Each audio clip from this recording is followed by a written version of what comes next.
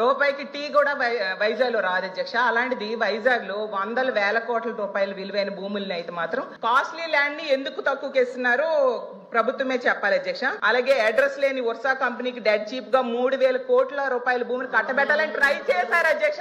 మాట్లాడినివ్వండి మంత్రి గారు please. 1 second అధ్యక్ష, మళ్ళీ నేను ప్రశ్నిస్తున్నా. నేను 5 కంపెనీలని చెప్పాను అధ్యక్ష. 6వ కంపెనీ పేరు మేడం గారు ప్రస్తావించారు. ఆధారాలు పెట్టమని హౌస్ ఆరోపణలు చేసి బయటకు వెళ్తాను.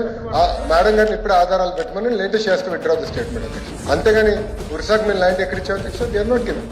మేము ఇవ్వలేదు అధ్యక్ష. చాలా స్పష్టంగా నేను చెప్పాను, 5 కంపెనీలకే ఇచ్చానని చెప్పాను.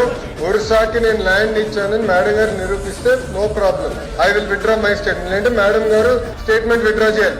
లేదంటే ఏదో ఆరోపణ చేసి మేము బయటకు వెళ్ళే తరఫున మేము ఒప్పుకోవడానికి సిద్ధంగా లేదు అధ్యక్ష.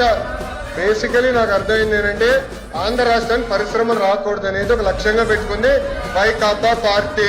ఎన్నో పరిశ్రమలు తరమేయాలని ఒక లక్ష్యంగా పెట్టుకున్నారు. ఈ నేను సూటిగా ప్రశ్నిస్తున్నా, టీసీఎస్ కి భూమి ఇస్తాం తప్ప, కాగ్నిసెంట్ కి భూమి ఇస్తాం తప్ప? It is the government policy.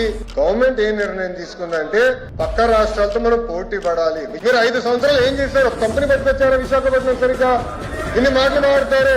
మేము 18 నెలలు పట్టుకొచ్చాం. 18 నెలలు కంపెనీలు పట్టుకొచ్చాం. ఆసిలర్ మిత్తల్ విశాఖపట్నానికి వచ్చింది. ఈ రోజు టీసీఎస్ విశాఖపట్నానికి వచ్చింది. కాగ్నిసెంట్ విశాఖపట్నానికి వచ్చింది. ఈ రోజు పెద్ద ఎత్తున రియల్ ఎస్టేట్ డెవలపర్స్ మేము పట్టుకొస్తున్నాం విశాఖపట్నానికి.